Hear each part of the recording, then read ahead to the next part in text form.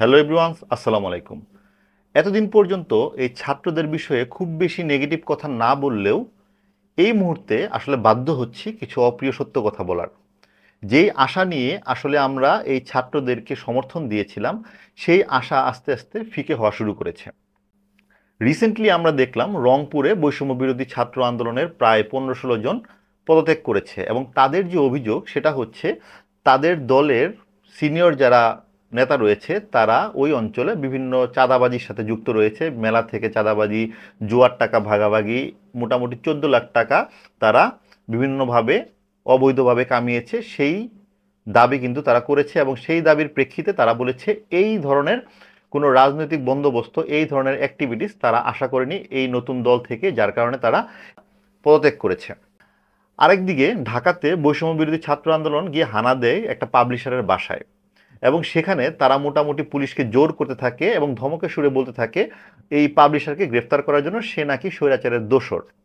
এবং এই স্বৈরাচারের দোসর শব্দটা এতটাই কমনলি ইউজড হয়ে গেছে যে এই শব্দ ইউজ করে যে কাউকে আসলে গ্রেফতার করে ফেলা যায়, বিপদে ফেলে দেওয়া যায়।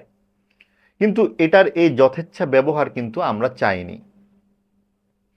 কিন্তু এই ব্যবহারটাই ছাত্র পরিচয়ে বিভিন্ন মানুষজন করছে এবং যারা কিনা ওই পাবলিশারের বাসায় গিয়ে মব সৃষ্টি করছে, এখন ধরলাম পাবলিশার হয়তোবা আওয়ামী লীগের কোনো পাবলিকেশনের সাথে জড়িত ছিল, তাই বলে তার বাসায় যে এভাবে কি মব সৃষ্টি করা যৌক্তিক? অবশ্যই না। এই ধরনের মব সৃষ্টি করার জন্য কিন্তু আমরা নতুন বাংলাদেশ চাইনি। এবং পরবর্তীতে পুলিশ যখন দেখলো সেই পাবলিশারের বিরুদ্ধে কোনো মামলা নেই, তখন সে গ্রেফতার করতে অপারগতা প্রকাশ করে এবং এর প্রেক্ষিতে কিন্তু সেই ছাত্র পরিচয়ে যারা মব সৃষ্টিকারী তারা কিন্তু ক্ষেপে যায়, তারা পুলিশকে পর্যন্ত দোষারোপ করতে থাকে, বলে পুলিশ টাকা খেয়েছে এবং শেষমেশ পুলিশ বাধ্য হয় তাদেরকে থানায় নিয়ে যাওয়ার জন্যে।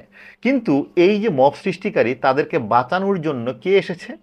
এসেছে হান্নান মাসুদ।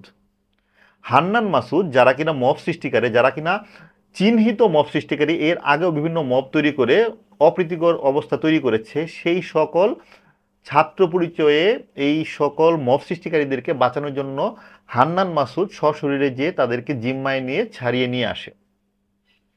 এখন এই হান্নান মাসুদ, মানে বলতে বাধ্য হচ্ছি, হান্নান মাসুদ সাধারণ জনগণের কাছে এখন আর ক্লিন ইমেজ নেই। হান্নান মাসুদ, মানে আগে হান্নান মাসুদ বা এদেরকে সমর্থন করলেও আজকের পর থেকে আমি সরাসরি হান্নান মাসুদকে সমর্থন করছি না।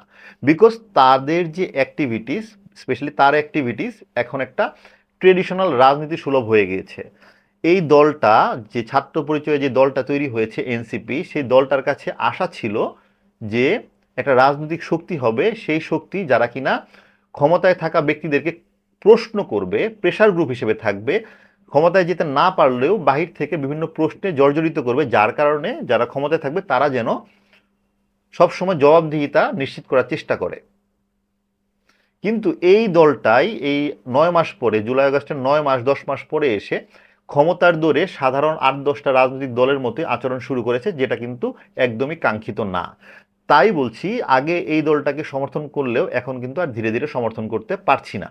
সাধারণ জনগণ, আমি সাধারণ জনগণ হিসেবে এই হান্নান মাসুদকে আমি আসলে সাধারণ জনগণের প্রতিনিধি থেকে আজকে থেকে বাতিল করে দিয়ে আমি তাকে একদম টিপিক্যাল ট্রেডিশনাল আওয়ামী লীগ বা বিএনপির যে সকল রাজনৈতিক ব্যক্তিত্ব রয়েছে তাদের কাতারে আমি নিয়ে যাচ্ছি এবং ফেলে দিচ্ছি এবং তার কাছ থেকে আমার আর কোনো আশা নেই। যদিও দলীয়গতভাবে তাকে কারণ দর্শানোর নোটিশ দেওয়া হয়েছে, কিন্তু সেটা একটা পলিটিক্যাল প্রসেস, এর মধ্য দিয়ে আসলে জিনিসটা ঝুলে যায় এবং আস্তে আস্তে আড়াল হয়ে যায়, সেটা আমরা জানি। কিন্তু হান্নান মাসুদের অ্যাক্টিভিটিস এখন আর সাধারণ মানুষ বা ছাত্রদের প্রতিনিধি বা সাধারণ মানুষের প্রতিনিধিমূলক নেই। এবং এছাড়াও কিন্তু সারা বাংলাদেশে বিভিন্ন জায়গা থেকে এই ছাত্র পরিচয়ে বিভিন্ন নেতাকর্মী যে চাঁদাবাজি করছে, চাঁদা খাচ্ছে, সেটা কিন্তু বিভিন্নভাবে প্রমাণিত হচ্ছে, তথ্য আসছে এবং অফিসিয়ালি আনঅফিসিয়ালি বিভিন্ন পত্রপত্রিকাতেও এসেছে এবং আনঅফিসিয়ালি অনেক খবর আমাদের কাছে আসে যে তারা এইরকম চাঁদাবাজির সাথে যুক্ত হয়েছে। এখন এইরকম একটা চাঁদাবাজির দল তৈরি করার আশায় কিন্তু এই ছাত্রদেরকে মানুষ সমর্থন দেয়নি। এত বড় দল হওয়ার দরকার ছিল না, তার থেকে শুদ্ধ দল হতো, সেটা কিন্তু ভালো ছিল।